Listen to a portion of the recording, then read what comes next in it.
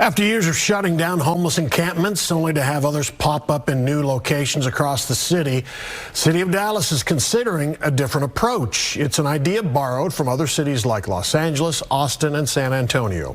Fox 4's Lori Brown is live in Dallas tonight with the story, then the plans. Lori. Steve, the idea is to create a safe and clean space for the homeless who are resistant to going to a shelter, but the cost is an estimated additional $33,000 to $100,000 per homeless person. From tiny homes in Los Angeles and Austin to micro homes with no plumbing, many cities are thinking outside the box when it comes to sheltering people who are shelter resistant. It's not okay for people to stay on the streets for 8 weeks. And sometimes ideas may include thinking more inside the box, like turning shipping containers into housing. We went to see Mobile Loaves and Fishes, which is a permanent supportive housing that actually has some 3D printed houses as well, which is pretty cool.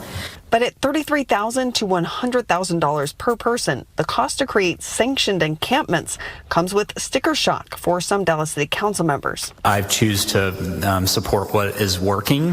Housing Forward's wrapping, rehousing, and camp decommissioning initiatives are working.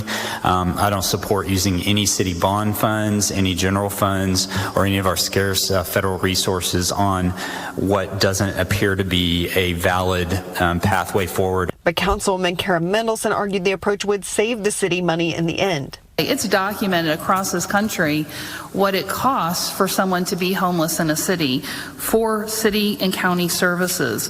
And we talk regularly about the outreach workers, the marshals, code compliance, Office of Integrated Public Safety Services, the police, the community courts, and then even the economic development impacts. I know I've had businesses leave District 12 and move to Plano because of homelessness. The city said it had no potential locations within the parameters that the encampments be 1 mile from schools, libraries, and rec centers. Residents who also can access a rec center or a library. If that's a parameter that is holding back locations, I think we need to think about that. Mendelson says Dallas cannot repeat Austin's initial mistake with a project called Esperanza Community. When Esperanza was founded in Austin, it was a mess, and it was tent camping, but it also had no oversight and no structure. It was essentially a dumping ground for people. Mendelson says Dallas must create a carefully managed space for camping. I don't love the idea of it, if we're honest about it, but I'd much rather them do that in a safe environment where there's access to hygiene services and there's access to all the wraparound services they could possibly need or want, as opposed to being under somebody's bridge or in somebody's backyard or along the creek.